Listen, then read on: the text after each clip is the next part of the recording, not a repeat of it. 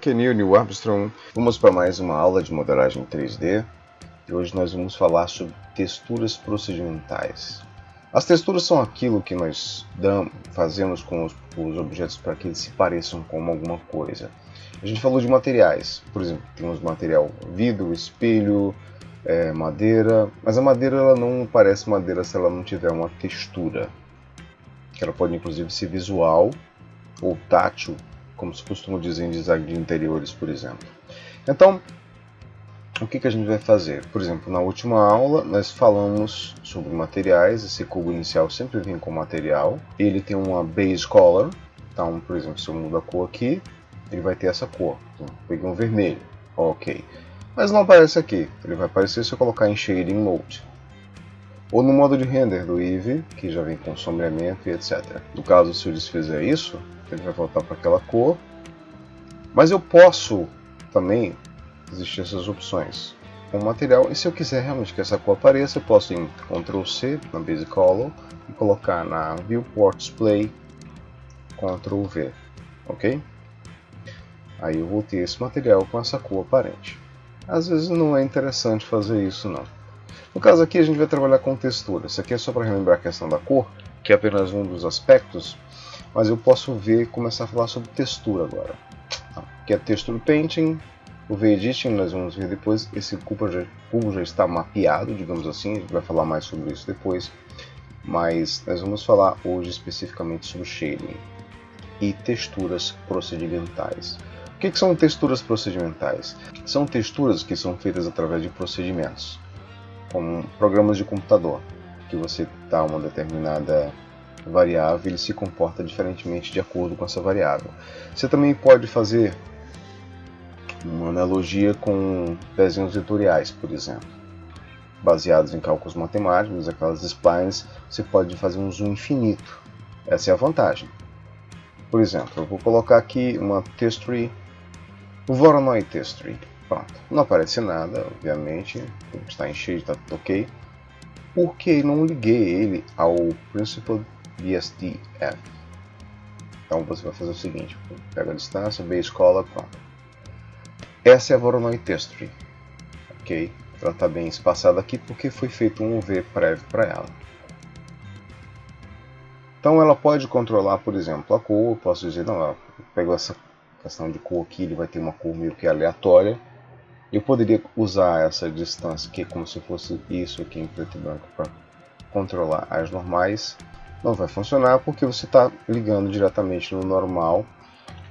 Eu vou colocar bump aqui, mas eu vou colocar high, altura. Então ele vai modificar o mapa de alturas de acordo com esse esquema de distância aqui, tá? Aí aqui você até enxerga melhor.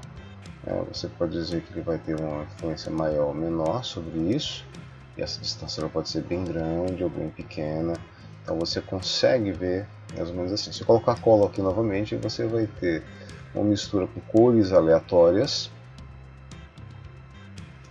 Vou voltar aqui para Shading, eu já consigo ver um pouco mais. Vou aumentar aqui, ó. Ok? Eu posso controlar também essa distância, a rugosidade.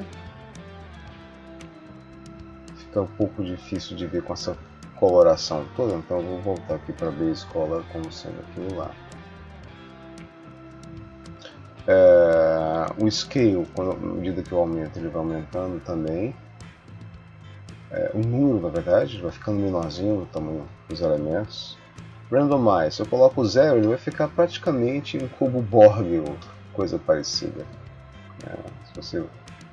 Ele não vai randomizar tanto. Você pode até, inclusive, buscar um padrão aqui. Ele tem várias outras opções também, por exemplo, F2, Smooth F1, olha que bonitinho. Aqui você pode dar um invert, ele fica meio que o contrário. Fica meio que não, ele fica o contrário do que estava antes. E, enfim. Distance to the edge. Se um randomize fica tudo bem esquisito. Quando você coloca randomicamente. Então você pode fazer inclusive, ó, vou até inverter aqui. Deixa eu ver como é que tá. Olha, coisa louca. Ele fica menos rugoso. É interessante você aplicar, eu já falei sobre isso em outra aula. Aí vamos fazer uma pequena recapitulação. Edit, Preferences e vamos procurar por Node Wrangler. Então ele vai te dar várias características, tem documentação aqui, qualquer coisa, que vão permitir, por exemplo, que você faça Ctrl Shift Click. Então você vai ver exatamente como está se comportando esse nó aqui em relação à textura. Olha que interessante, fica um craquelado aqui que você pode até fazer um chão, né?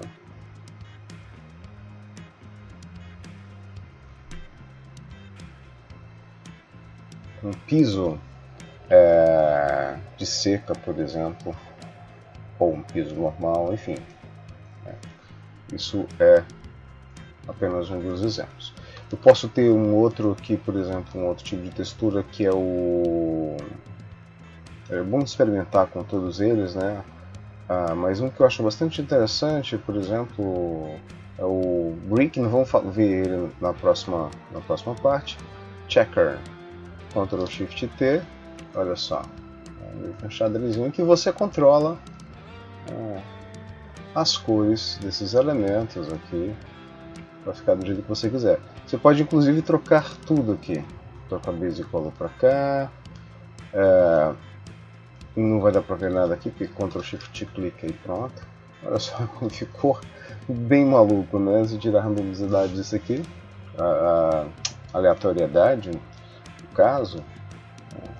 Então eu tenho umas coisas bem malucas, né? Na verdade, deixa eu só ver aqui uma coisa.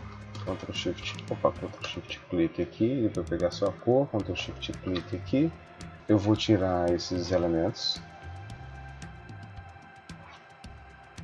Aí eu fico só com ele, né?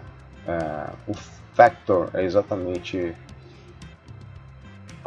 apenas a diferenciação entre eles, então eu posso usar o factor, por exemplo, do high aqui, eu volto para normal, você tem uma diferenciação, ela acaba ficando bem sutil, porque é muito pouco aleatório.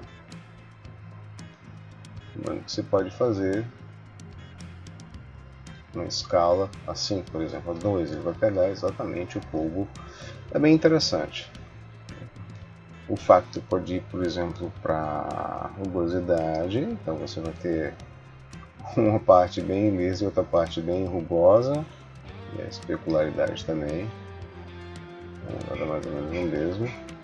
Olha só que interessante. A gente pode criar coisas bem legais mesmo. A gente falou sobre transparência, então se esse factor fosse usado para transparência, por exemplo,